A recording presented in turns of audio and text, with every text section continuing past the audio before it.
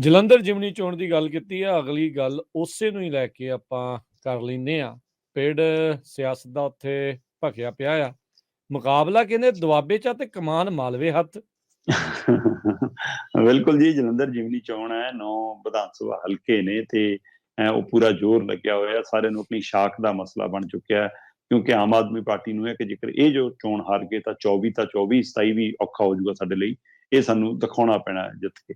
ਤੇ ਦੂਸਰੇ ਪਾਸੇ ਕਾਂਗਰਸ ਨੂੰ ਲੱਗਦਾ ਕਿ ਜੱਦੀ ਪੁਸਤੀ ਸੀਟ ਹੈ, ਜੇ ਇਹ ਗਵਾ ਬੈਠੇ ਤਾਂ ਫਿਰ ਅਕਸ ਸਾਡਾ 24 ਲਈ ਹੋਰ ਮਾੜਾ ਹੋ ਜਾਣਾ, ਫਿਰ ਪੰਜਾਬ ਸਾਡੇ ਪੈਰ ਨਹੀਂ ਲੱਗਣੇ।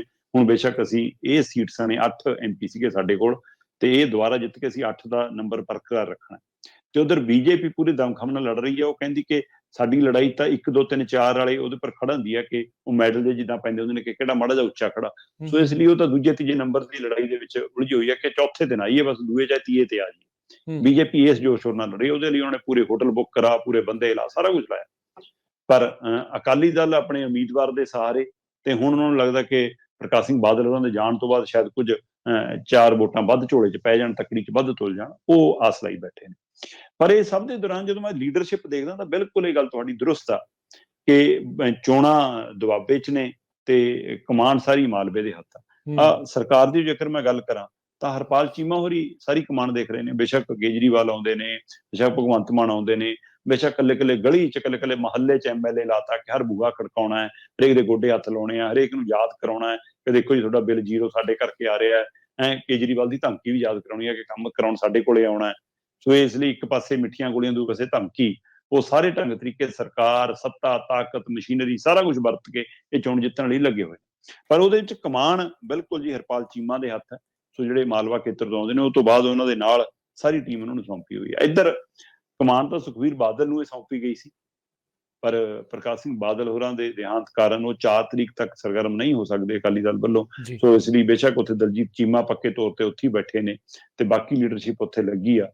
ਪਰ 4 ਤਰੀਕ ਤੋਂ ਬਾਅਦ, ਭੋਗ ਤੋਂ ਬਾਅਦ ਫਿਰ ਸੁਖਬੀਰ ਬਾਦਲ ਹੋਰੀ ਪੂਰੀ ਤਰ੍ਹਾਂ ਉੱਥੇ ਹੀ ਨਜ਼ਰ ਆਉਣਗੇ। ਇਸ ਲਈ ਇੱਧਰ ਵੀ ਮਾਲਵਾ ਹੀ ਲੀਡ ਕਰ ਰਿਹਾ ਇਹਦੇ ਵਿੱਚ। ਮਤਲਬ ਇਸ ਤੋਂ ਬਾਅਦ ਜੇਕਰ ਮੈਂ ਕਾਂਗਰਸ ਦੀ ਗੱਲ ਕਰਾਂ ਤਾਂ ਬੇਸ਼ੱਕ ਉੱਥੇ ਮਤਲਬ ਤੁਹਾਨੂੰ ਪ੍ਰਤਾਪ ਬਾਜਵਾ ਵੀ, ਸਾਬਕਾ ਮੁੱਖ ਮੰਤਰੀ ਚਰਨਜੀਤ ਚੰਨੀ ਵੀ, ਉਹ ਪੂਰੀ ਤਰ੍ਹਾਂ, ਚਾਹੇ ਉੱਥੇ ਇੰਚਾਰਜ ਵਜੋਂ ਰਾਣਾ ਗੁਰਜੀਤ ਵੀ, ਉਹਦੀ ਇੱਕ ਵੀਡੀਓ ਵੀ ਉਹ ਕਹਿੰਦਾ ਨਹੀਂ ਜੀ ਉਹ ਤਾਂ ਮੇਰੇ ਪਿੰਡ ਦੀ ਕੁੜੀ ਸੀ, ਸਾਡੇ ਇਲਾਕੇ ਤਾਂ ਕਰਕੇ ਮੈਂ ਤਾਂ ਧੀ ਧਿਆਣੀ ਕਰਕੇ ਸ਼ਗਨ ਦਿੱਤਾ, ਉਹਦੇ ਪੈਸੇ ਦੇਣ ਵਾਲਾ ਵੀ ਮਾਮਲਾ ਖਾਸਾ ਭਖਿਆ ਸੀ।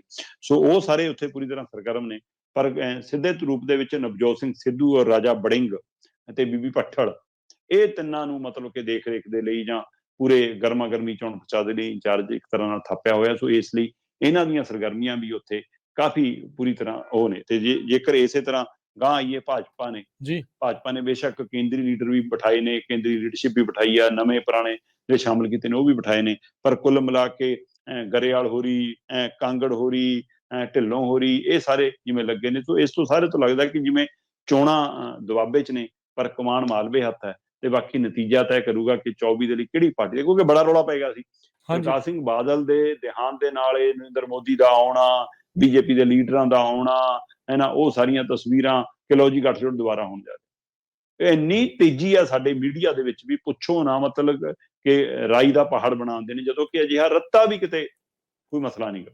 ਖਾਸ ਕਰ ਜਲੰਧਰ ਜਿਮਨੀ ਚੋਣ ਤੱਕ ਤਾਂ ਭੁੱਲ ਕੇ ਵੀ ਨਹੀਂ ਕੋਈ ਇਹ ਸੁਨੇਹਾ ਦੇਣਾ ਚਾਹੂਗਾ, ਸੰਕੇਤ ਦੇਣਾ ਚਾਹੂਗਾ ਕਿ ਅਸੀਂ ਦੁਬਾਰਾ ਗੱਠਜੋੜ ਚ ਆ ਸਕਦੇ ਹਾਂ, ਕਿਉਂਕਿ ਇੱਕ ਦੂਜੇ ਦੇ ਵੋਟਾਂ ਤੇ ਅਸਰ ਪੈਣ ਦਾ ਖਤਰਾ ਖੜਾ ਹੁੰਦਾ। ਬਿਲਕੁਲ, ਇਸ ਲਈ ਇਹ ਚੋਣ ਨਤੀਜਿਆਂ ਤੋਂ ਬਾਅਦ ਹੋ ਸਕਦਾ ਕੁਝ ਹੋ ਜਾਵੇ, 24 ਦੇ ਨੇੜੇ ਜਾ ਕੇ ਕੁਝ ਹੋ ਜਾਵੇ। ਪਰ ਇਹ ਹੋ ਸਕਦਾ ਕਿ ਭਾਜਪਾ ਅਕਾਲੀ ਦਲ ਨਾਲ ਗੱਠਜੋੜ ਕਰੇ ਜੀ, ਪਰ ਕਿਹੜੇ ਅਕਾਲੀ ਦਲ ਨਾਲ ਕਰੇ, ਇਹ ਸਵਾਲ ਹੈ ਜੀ ਖੜਾ। ਢੀਂਡਸੇ ਹੋਰੀ ਪਹਿਲਾਂ ਹੀ ਝੋਲੀ ਚ ਪੈ ਚੁੱਕੇ ਨੇ, ਸਮਰਥਨ ਦੇਤਾ, ਸਹੀ ਗੱਲ, ਬੈਂਸ ਭਰਾ ਚਲੇ ਗਏ ਅਗਲਿਆਂ ਕੋਲ। ਸੋ ਇਸ ਲਈ ਤੇ ਦੂਸਰੀ ਗੱਲ, 4 ਤਰੀਕ ਤੋਂ ਬਾਅਦ, ਭੋਗ ਤੋਂ ਬਾਅਦ ਜਾਂ ਇਹ ਜਿਮਨੀ ਚੋਣ ਤੋਂ ਬਾਅਦ ਸ਼੍ਰੋਮਣੀ ਅਕਾਲੀ ਦਲ ਬਾਦਲ ਦਾ ਰੂਪ ਕੀ ਹੋਊਗਾ? ਕਿ ਪਿੱਛੇ ਬ੍ਰੈਕਟ 'ਚ ਬੱਬਾ ਰਹੂਗਾ ਕਿ ਨਹੀਂ? ਇਹ ਵੀ ਸਵਾਲ ਅਜੇ ਪੈਦਾ ਹੋਣਾ। ਸੋ ਇਸ ਲਈ ਇਹ ਦੇਖਣ ਵਾਲੀ ਗੱਲ ਹੈ ਕਿ ਉਸ ਦਾ ਅਕਾਲੀ ਦਲ ਦਾ ਰੂਪ ਰੰਗ ਕਿਹੋ ਜਿਹਾ ਹੋਊਗਾ, ਸਰੂਪ ਕਿਹੋ ਜਿਹਾ ਹੋਊਗਾ, ਉਹਨੂੰ ਲੀਡ ਕਰਨ ਵਾਲਾ ਕੌਣ ਹੋਊਗਾ? ਕੀ ਉਹ ਸੁਖਬੀਰ ਬਾਦਲ ਹੱਥੇ ਕਮਾਨ ਰਹਿਣ ਵਾਲੀ ਆ, ਜਾਂ ਇਕੱਲੇ ਸੁਖਬੀਰ ਬਾਦਲ ਹੱਥ ਕਮਾਨ ਰਹਿ ਜਾਊਗੀ, ਬਾਕੀ ਲੀਡਰ ਛੱਡ ਕੇ ਕਿਸੇ ਹੋਰ ਪਾਸੇ ਜਾਣਗੇ? ਹੁਣ ਕੋਈ ਰੋਕ ਟੋਕ ਨਹੀਂ, ਕੋਈ ਮਾੜਾ ਮੋਟਾ ਜਿਹੜੇ ਓਲਾ ਸ਼ਰਮ ਸੀ ਉਹ ਵੀ ਮੁੱਕ ਜਾਣੀਆਂ ਹੁਣ। ਸੋ ਇਸ ਲਈ ਇਹ ਸਾਰੀਆਂ ਚਰਚਾਵਾਂ ਅਜੇ ਆਉਣ ਵਾਲੇ ਸਮੇਂ 'ਚ ਸਾਫ਼ ਹੋਣੀਆਂ ਨੇ। ਇਹ ਸਾਰੇ ਬੱਦਲ ਅਜੇ ਆਉਣ ਵਾਲੇ ਸਮੇਂ 'ਚ ਛੱਡਣੇ ਨੇ। ਪਰ ਇੱਥੇ ਜਾਣ ਬੁੱਝ ਕੇ ਪਹਿਲਾਂ ਹੀ ਹਵਾ ਐਂ ਬਣਾਤੀ ਜਾਂਦੀ ਆ, ਕਿਉਂਕਿ ਮੀਡੀਆ ਨੂੰ ਮਾਲ ਵੇਚਣ ਦੀ ਬਹੁਤ ਕਾਹਲੀ ਹੋ ਗਈ ਅੱਜ ਕੱਲ੍ਹ ਸਾਡੇ। ਸੋ ਇਸ ਲਈ ਅਜਿਹੀ ਅਜੇ ਕਿਤੇ ਕੋਈ ਲੈ ਦੇ ਕੇ ਚਰਚਾ ਨਹੀਂ ਆ। ਚੋਣਾਂ ਭੋਗ ਤੋਂ ਬਾਅਦ ਔਰ ਚੋਣ ਨਤੀਜਿਆਂ ਤੋਂ ਬਾਅਦ ਹਾਂ ਆਉਂਦੇ 24 ਨੂੰ ਲੈ ਕੇ ਕੁਝ ਹਲਚਲ ਹੋ ਸਕਦੀ ਹੈ, ਪਰ ਢੀਂਡਸੇ ਹੋਰੀ ਪਹਿਲਾਂ ਹੀ ਨਾਲ ਜਾ ਚੁੱਕੇ ਨੇ। ਕੀ ਢੀਂਡਸਿਆਂ ਨਾਲ ਕੁਝ ਨਿਕਲ ਕੇ ਆਉਣਗੇ? ਕਿ ਢੀਂਡਸਿਆਂ ਵਾਲਾ ਹੀ ਅਕਾਲੀ ਦਲ ਬਣ ਜਾਏਗਾ, ਜਾਂ ਸੁਖਬੀਰ ਬਾਦਲ ਵਾਲਾ ਅਕਾਲੀ ਦਲ ਬਾਦਲ ਹੀ ਰਹੇਗਾ ਹੈ, ਜਾਂ ਉਧਰੋਂ ਵੀ ਕੁਝ ਹਲਚਲ ਹੋ ਕੇ ਉਹ ਜਾਣਾ ਚਾਹਣਗੇ?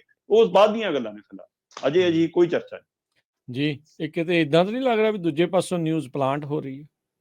ਹਾਂ ਕੁਝ ਵੀ ਹੁੰਦਾ, ਇਹ ਇੱਕ ਰਾਜਨੀਤਿਕ ਚਾਲ ਵੀ ਹੁੰਦੀ ਹੈ, ਵੋਟਾਂ ਪ੍ਰਭਾਵਿਤ ਕਰਨ ਦੀ ਵੀ ਖੇਡ ਹੁੰਦੀ ਹੈ। ਸੋ ਬੀਜੇਪੀ ਦੇ ਲੀਡਰਾਂ ਨੂੰ ਗਲੀ ਮਹੱਲਿਆਂ 'ਚ ਦੱਸਣਾ ਪੈ ਰਿਹਾ ਕਿ ਨਹੀਂ, ਅਸੀਂ ਕੋਈ ਗੱਠਜੋੜ ਨਹੀਂ ਕਰ ਰਹੇ, ਅਸੀਂ ਆਪਣੇ ਦਮ ਤੇ ਲੜ ਰਹੇ ਹਾਂ, ਸਾਡਾ ਉਮੀਦਵਾਰ ਖੜਾ ਹੈ।